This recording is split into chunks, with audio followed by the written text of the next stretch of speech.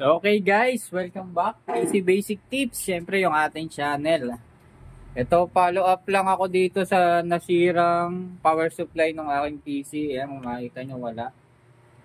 Ayan, tinanggal na natin yung power supply kasi umorder tayo sa online ng brand yung power supply guys. Ayan, follow up lang to. Syempre itetest natin yung gamit yung ating power supply tester. Ayan. Ito guys yung in-order natin. Ayan, in-order natin sa online yan. Tapos may nakalagay, buyer's notice, no video, no refund. Ayan, nakita nyo naman. Buyers are required to take a video while opening their parcel. Okay, para daw may proof o may damage or may missing. Okay, dahil nabasa ko yan, ako gagawa na lang na, hindi lang video gagawin natin, content na natin to. Guys, content na natin, kaya yan, shoutout sa kay bossing na may-ari ng shop na na-orderan natin sa online. Yan. Gagawa na natin siya ng content. Ito, brand nyo to guys, para kayo na rin ang makakita sa mga subscriber natin. Kayong mga viewers, kayong mga bossing ko, makikita nyo kung gagana ba talaga tong brand nyong power supply na in-order natin sa online. Siyempre, hindi na natin to kailangan isaksak sa PC para matest. Gagamitin natin yung power supply tester. Ito guys. Ayan. Kung gusto nyong mag-practice o kung gusto nyong matest agad yung power supply nyo, brand new man o second hand, bili kayo nito guys, power supply tester.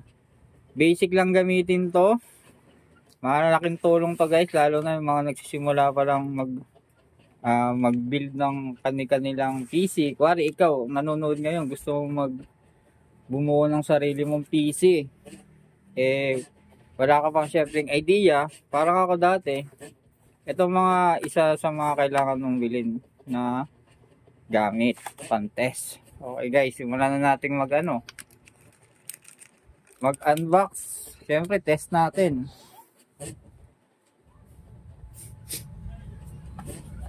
Test natin yan. Yan na. Sumanan natin. Ayan, kasi si seller is merong notice. Nagawa na rin natin content yan.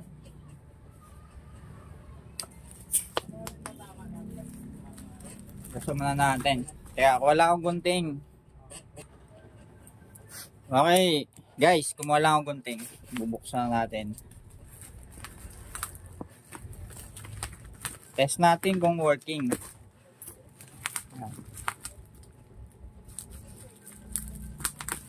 Bago ko isalpak, check natin kung gumagana ba yung power supply na na-order natin. Brand new to guys, hindi to second hand, brand new.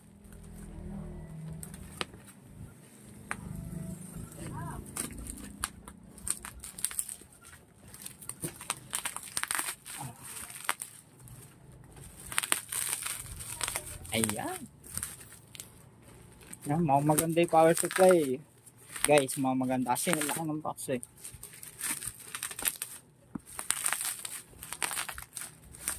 Okay, ito yung ating power supply. Kanyang brand name, YGT. YGT, baka naman.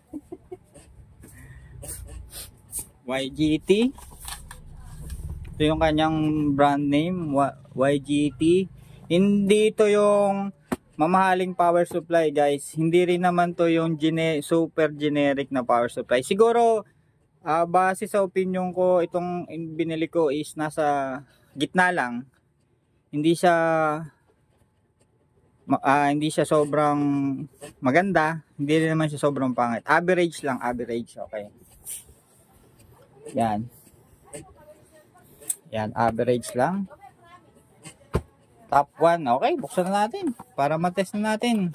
Guys, brand new to guys. Kita nyo naman, brand new. Ito kasi ang maganda dyan, may pasunod na power cord. Pag binili nyo to sa mga shop, 150 pesos. Okay? Kaya dito, panalo na agad. May mga free. YGT. Baka naman. Brand new talaga. Ayan. And thank you rin sa seller. Ayan, di lang video ang ginawa natin, kinontent na natin. Kaya pag hindi gumana to, send ko na lang sa online yung link ng video na to sa YouTube para siya na ang para kumbaga, siya na ang mag-decide kung i-refund pa niya to o hindi pag hindi gumana. Pero brand to eh. Kaya thank you sa seller. Mga good job yung niya, items niya. Kita niyo naman, seal na seal. Walang halong magic. Seal na seal. Seal na sealed. Okay. Ito na yung kanyang mga, tatanggalin lang natin to.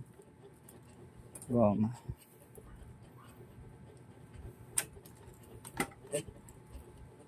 Ito nyo naman guys, apakaraming wire.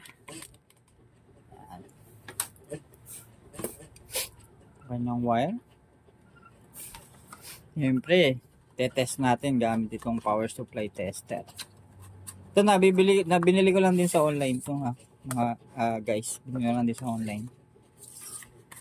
Hindi ako basta madalang lang ako bumili ng mga parts sa shop kasi alam niyo naman bentahan sa shop. Kung nabili ko to 500, mga nasa 800 to sa shop. Pero understandable yun guys kasi yun, may refund. Pag sa shop kayo bumili, sira, pwede nyo refund. Sa online, 50-50. Pwedeng ma-refund, pwedeng hindi. Abala yun. Kaya ako, sumusugal lang sa online. Pag sira, hindi ko na nire-refund. Kasi mura lang, di ba? Ito kasi ang ayoko dyan eh. May alak natin. Okay. Teka lang, tanggalin ko muna to.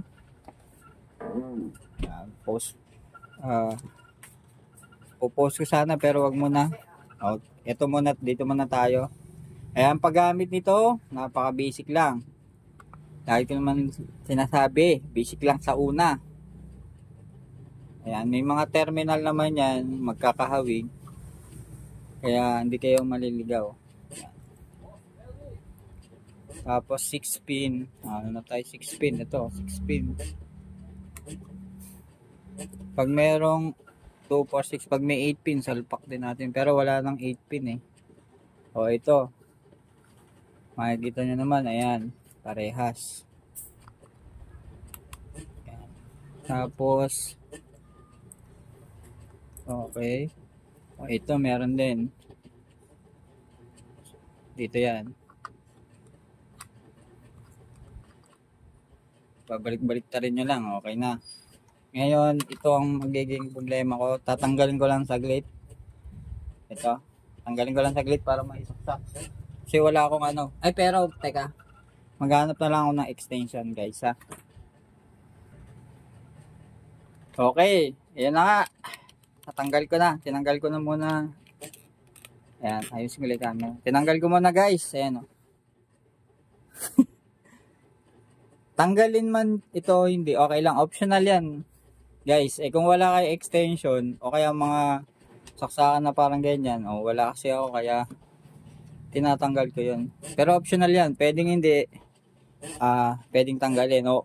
Magbigay na rin ako tips. Ano ba yung trabaho nung nakaano dito? Lock kasi yun, guys. Lock.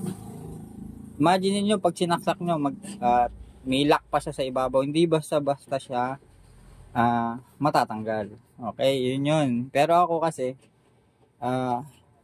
inaayos ko kasi yung mga wire kahit wala ako nito, nagagawan ko paraan. Okay Okay na, ito na, moment of truth na. Ayan, malalaman natin kung working ba yung na-order nating brand yung power supply sa online. Ayan. Okay. Pag nabuhay to, matik mabubuhay power supply natin ha. Sakman natin.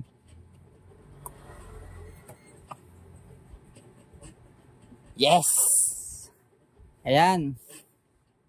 Panalo, panalo. Ayan, nabuhay, guys. Working. Tingnan natin yung pan. O yan, nakita nyo yung pan, umiikot. Umiikot ang pan, branyong. Kaya thank you sa seller nito. And YGT yung kanyang tatak. Yung nabili kong power supply.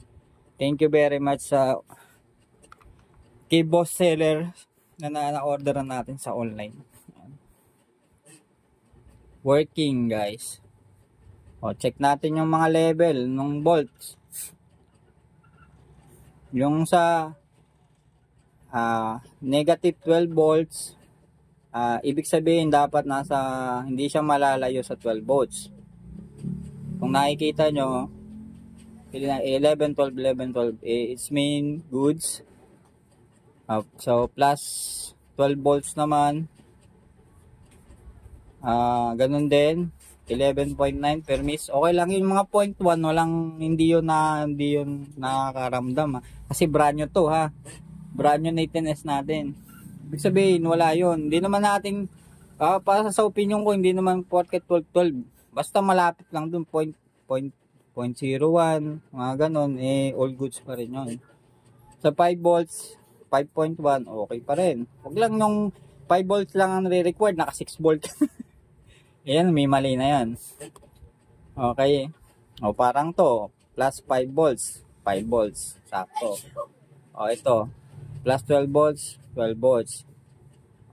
3.4, o, sakto. Yun yung ibig sabihin ko. Ha? Okay. Buo ang na-order nating power supply sa online. Kaya naman, gumagana. Ang ganda talaga pag branyo, napakatahimik. Umaandar yung pan.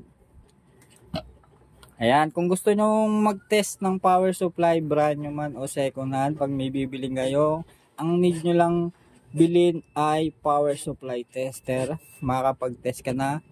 Pwede rin i-test to sa mga pan. Kuwari bumili kayo ng pan na RGB pan. Yung mga mahilig sa ilaw. Pwede nyo na rin gamitin to. Pang test sa mga RGB pan nyo, guys. Kahit hindi nyo muna isalpak sa inyong mga PC. Okay? Okay, sana nagustuhan nyo yung video na to. Kung gusto nyo mag-practice bumuo ng PC, stay lang kayo sa page natin. Matututo kayo dito. Marami tayong video tutorial na ginagawa about sa mga basic lang. Basic. Sa pagbuo kasi ng PC, guys, basic lang. Wala namang magaling ka na. Walang ganon, bubukan PC, sobrang galing mo.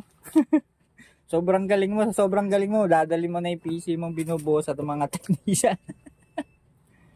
Okay. Okay, yan lang.